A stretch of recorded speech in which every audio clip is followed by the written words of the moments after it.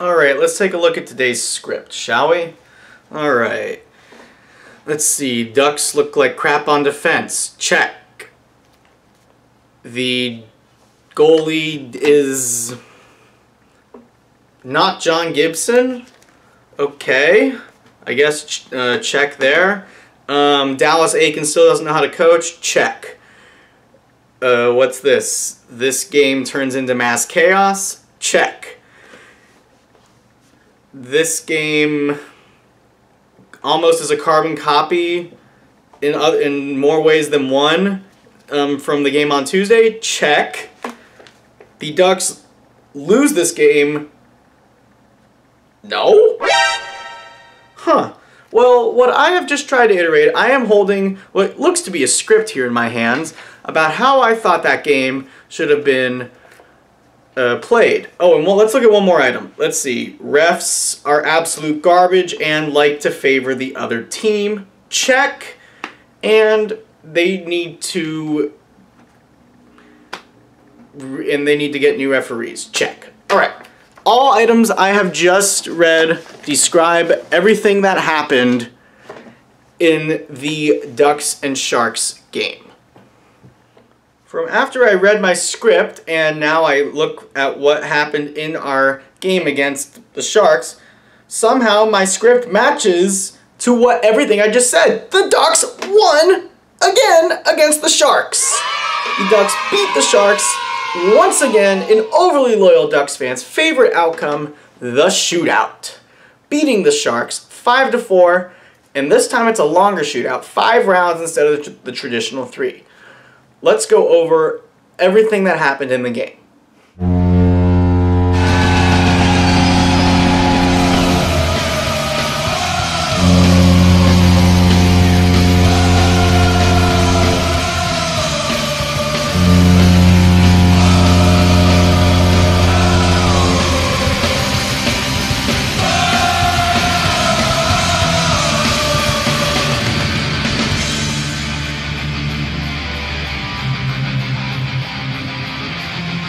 The Sharks came ablazing right out the gate in this one, folks. They had all sorts of momentum, and they'd get an early goal from Kevin LeBanc, just his second of the season, on a nice shot that beat Anthony Stolarz to make it 1-0 Sharks, assisted by Timo Meier and Matt Benning. The shots were about 11-0, I believe, at one point, and then Brett Leeson, who you remember we got on waivers from the Capitals, He is in front off a nice pass from our new defenseman, John Klingberg. He ties the game at 1. It's his first goal as a Duck for Brett Leeson. And then, somehow, late in the period, Max Comtois scores in his 3rd consecutive game, 4th goal of the season for Max, assisted to Zegras and the aforementioned Brett Leeson.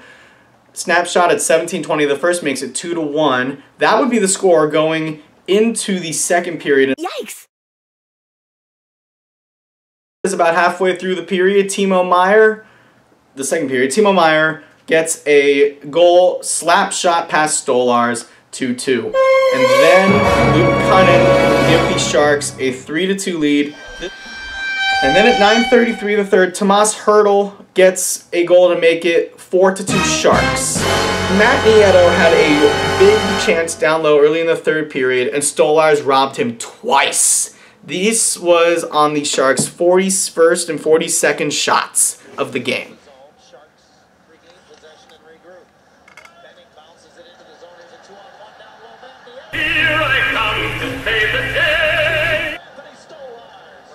So I showed you the save that was early in the third period before the Sharks got that goal from Tomas Hertl. So the Ducks got a penalty late in the third period. They are just about to kill it off. The pass back to one of the guys at the point eludes him, and it springs Mason McTavish on a breakaway out of the penalty box. Final seconds of the penalty expire, and out of the box comes McTavish. He's got a breakaway. Mason McTavish in. Scores!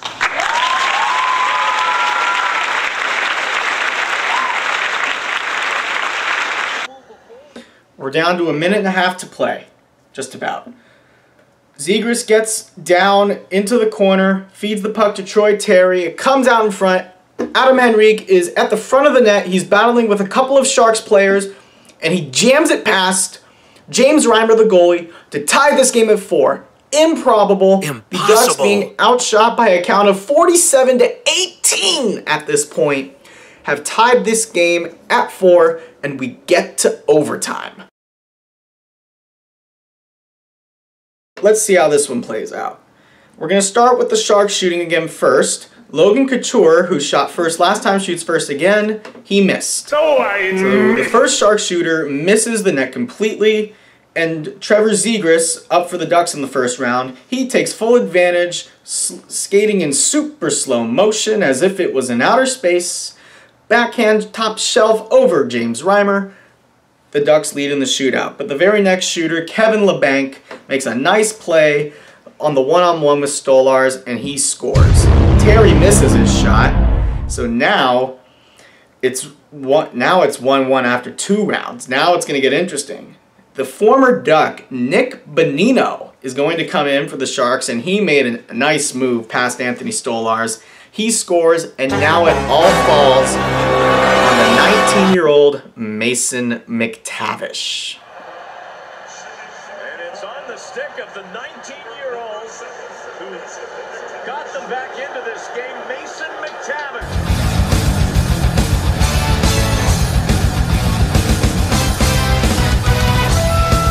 And he scores. Wow. Nice move by McTavish. The shootout continues. So we go to round 4. Eric Carlson is denied by Anthony Stolars. Comtois has a chance to win this game for the Ducks, but he misses his shot. So we will go to the 5th round. Timo Meier up for the Sharks. He is denied by Anthony Stolars. And now the man who tied the game in the 3rd period, Adam Henrique, is the 5th shooter for the Anaheim Ducks. Here he comes, mano a mano with James Reimer. With just under 90 seconds left, tied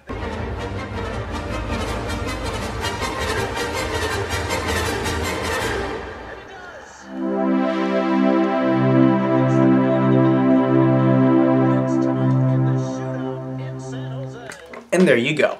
The Ducks beat the Sharks 5-4, shootout style. And to the second half of back-to-backs. This game against the Florida Panthers, the Ducks lose. And almost one very similar concept in this game I saw were the shots. The Ducks managed to keep with Florida a couple of times, but really no, just no. The Panthers just, we know how great they are, even though we only see them twice in a season. The Panthers have won the President's Trophy last year. They had the top offense in the NHL. They put up 48 shots in this game against us to our 35, and I mean 35 is not bad. That is correct. On your own, it's about 12 shots period when you do your math. But the Panthers, many games they played, would put up 40 to 55 shots in a game, and that's just crazy. So, classic Ducks tradition, taking penalties in the first period. They killed the first one, but then 20 seconds after they killed the first one, Adam Henrique decides to trip Alexei Heponiemi. So he trips up Heponiemi, he goes to the box, Carter Verhaeghe, off of a shot from Brandon Montour, makes it 1-0. In the second period early on, after the Ducks were getting some momentum, the Ducks legend Brandon Montour slaps one home from the point to make it 2-0. And then we're still managing to keep in this game a little bit. The Ducks, off of a shot from basically the boards by Ryan Strome, it gets a little deflection from Adam Henrique, and it goes into the net past the goalie Spencer Knight. Well, Spencer, doesn't look like you're going to shut us out in 2 starts in a row. The aforementioned Ryan Strome ends up tying this game 27 seconds later, as he would be left in front and slam the puck home.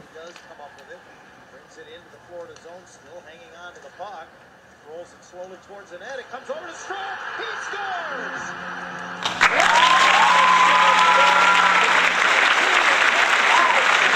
So Kevin Shattenkirk did something productive? That'd be a first. Kevin Shattenkirk gets his 5th assist of the season on Strome's 4th goal of the season. Terry also gets the secondary assist for the work he did. Now, we get to the 3rd period. This is where So obviously, I don't have any sponsors. I'm not like that. That is correct. But I would like to think that if there was a sponsor in this game, I would have to call it Sam's Club, because all 3 goals that the Panthers scored in the 3rd period, Sam scored all 3 of the goals, despite the fact that only 2 Sams play for the Panthers. It would be Reinhardt, that Sam, getting his first goal of the season on some very undisciplined play by the Ducks to make it 3-2.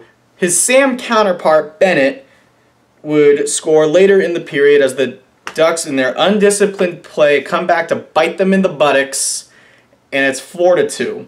Isaac Lundestrom does score on a penalty shot, short-handed style actually, because Cam Fowler took a penalty to try to negate an empty netter, but we get a goal somehow with about 1:15 to go, but it didn't. We had no chance. The Panthers were still on the power play, so the game was effectively iced anyway. It was just maybe a little blip of success there. Sam's Club gets this game done for Florida. They win 5-3 over the Ducks. And let's now, with that ugly game out of the way, let's talk about Wednesday's game against a kind of struggling Minnesota Wild. When the Wild play us on Wednesday, they'll be coming off of a back-to-back. So I'm going to think, actually, if Dean Evison was to read, the Wild coach was to read into his stats, I would say he would start his winless backup, Philip Gustafsson, who they traded for their other starter, Cam Talbot, last year from the Ottawa Senators. And then they would start the man who has beat us like 24 times in 28 tries, something like that, Marc-Andre Fleury. You might remember Marc-Andre Fleury was with the Hawks last year, Chicago Blackhawks, who we will talk about in the next episode when they come to the Honda Center next weekend. Fleury's beaten us like 24 times, 28 tries. As I said, he's 5-2-1 this season, 3.41 goals against average, so that's not great. But we'll see how that goes. Obviously, this is being shot on Sunday, and a lot can change between Sunday and Wednesday. The Wild have a lot of offensive talent. They did lose a big piece to the LA Kings, who they're playing on Tuesday, in Kevin Fiala. Let's stick with the Wild. Kirill Kaprizov, who came on in the COVID year, was unbelievable for the Wild, and he's still putting up elite numbers this season. He's got 8 goals and 5 assists for 13 points in 11 games. The 8 goals leads Minnesota. This season, Joel Eriksson Ek has 4 assists in his last 5 games, and overall this season, 4 goals, 5 assists, 9 points in 11 games played. He's a very skilled forward. I would also say to keep an eye out for Matt Zuccarello, who has always played well against the Ducks. He's got 5 goals and 7 assists for 12 points. Let's look at the Ducks players.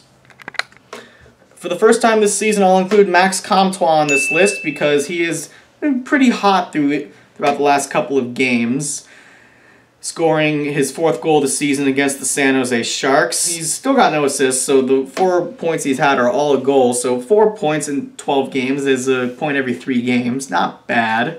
But one of the guys who's been a lot hotter is Troy Terry, leading our team in assists with 12. Only 5 goals so far, but 17 points in 13 games played is nothing to scoff at. The talented Trevor Zegras leads the team in goals with 5 assists for 12 points in 13 games, so just under a point per game, and 3 goals in his last 5. Let's also keep an eye on Adam Henrique.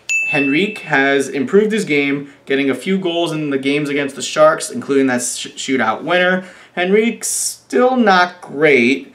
4 points in 12 games. Rather streaky score. Keep your eye, though, on him. Maybe he'll impress with a thing or two in the game against Minnesota.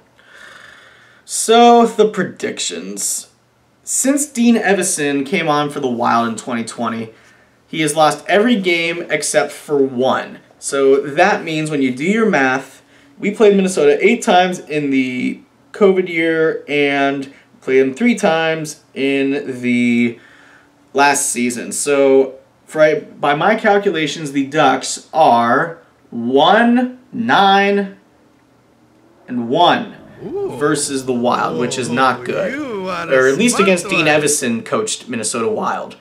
And I believe that'll stretch to 1-10-1 because the Wild, I think, are too talented. They have better defense, much, much better coaching. And that is why I am going to say the Ducks lose this game by a count of 4-2. All right, my friends, that is the episode. What did you think?